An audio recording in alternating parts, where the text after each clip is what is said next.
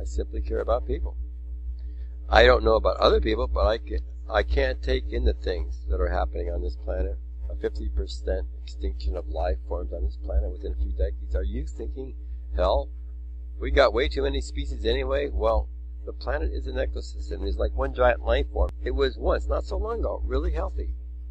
Perfect balance, like I said, a wonderful creation of God, reminding us that God is, well, really, I mean, really, really good? No, I'm not being facetious. Just making my point out there about this idea that God is good and would create a hell where all but a lucky few would live without being able to die in hideous, unbearable agony forever. Christ, I just heard myself realize that. And if I were a kid, I would have pooped my pants. Yeah, I'm a bit crude sometimes, too. But cut me a break. I'm a feminist.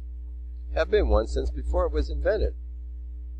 I'd have had to be an idiot to not hear the way my father, who never smiled, ever, yelled and screamed at my mother and told her how dumb she was when it was he who couldn't even spell bowl.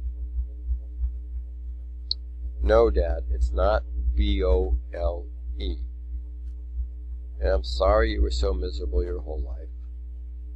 If I'd had to live your shitty life and not be able to think up any options or have any fun or laugh, well, I thank God I'm not you. And I wish you'd have had a happier life. And I know you're being in the surround of a really loving, really, really loving being, God. I know you get it now, Dad. So this ain't about you being bad, Dad. It's about women being hurt. And about them being put down so you could feel a little better about yourself. And anyway, Dad, I know that I'm just luckier than you and Mom. I wouldn't have wanted either one of your lives. Yeah, I know. There but for the grace of God. Go on. Oh, sorry, folks. I hope you didn't mind.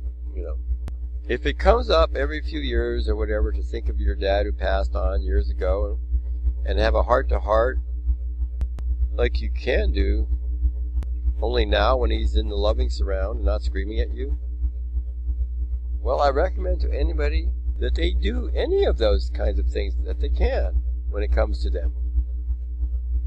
I mean, don't make a fucking religion out of it.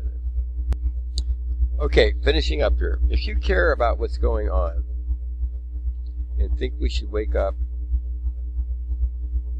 well, I've just started not too long ago speaking out on this. Bush just left office not too long ago. And Obama just took over the presidency not too long ago. So, who knows how many efforts like this one, like mine, are going on now, when finally we have the world and its efforts, however difficult they still might be, at least not being actively undermined by a Bush administration. We have a time where any efforts will succeed based upon the goodwill of the participants, without worrying what the mighty U.S. will at some point either secretly or overtly throw the grandest of all monkey wrenches in to shatter the work of the good people of the world. As to where this effort will lead, and by that I mean, who knows how many others are also feeling like we don't have a second to lose, and it might already be too late. Who knows what kind of actions might be needed to be done, and what kind of word might need to get out, or whatever. So if you care, we might as well start making that network now. Networking with your friends, with people online, with anybody. Groups. And I know there are many others that will be new and popping up. But there can never be too many connections bringing together all of us who care. Don't forget, we're going up against a bunch who don't care, but who are, as they term them, their own lackeys term them. Not me, the filthy rich. And you know how many and how cheaply souls are going for these days? So, we have, if we choose it, the power of solidarity, truth. And if we can awaken enough people, the power of great, great, grand numbers on a scale that also has never been possible before. So I urge everyone to remember that they are in the midst of a trillion alarm fire The emergency is upon us. Unfortunately, it is not being broadcast, but some of that is because it is too dire for the media to want to touch. So it's up to us. We must remember that it has always been the common people of the world uniting in great numbers that have accomplished things of greatest value in the world. If we must once again, and without the support even of the media, rise to the biggest challenge of all, then why would we not be the better ones to face it? For the elite have already shown that they care little for anything but their profits, whereas the common people of the world, taking their pleasures in their pride of work, and especially their families, who have put themselves always on the line.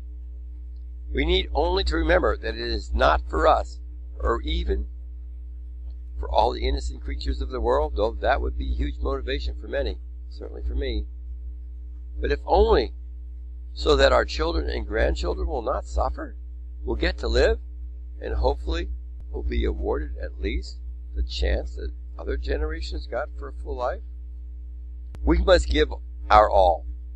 I can't believe that the masses of people in the world, were they ever to come to understand the true consequences, the life and death ones, for their immediate family, would not do anything, including risking their own lives, for something so precious, the continuation of family, the laughter of children, the innocence of a babe, and above and beyond everything, the continuation of love.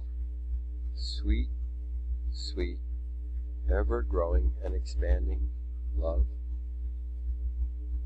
under the blessings and grace of the All That Is, whose substance is just that.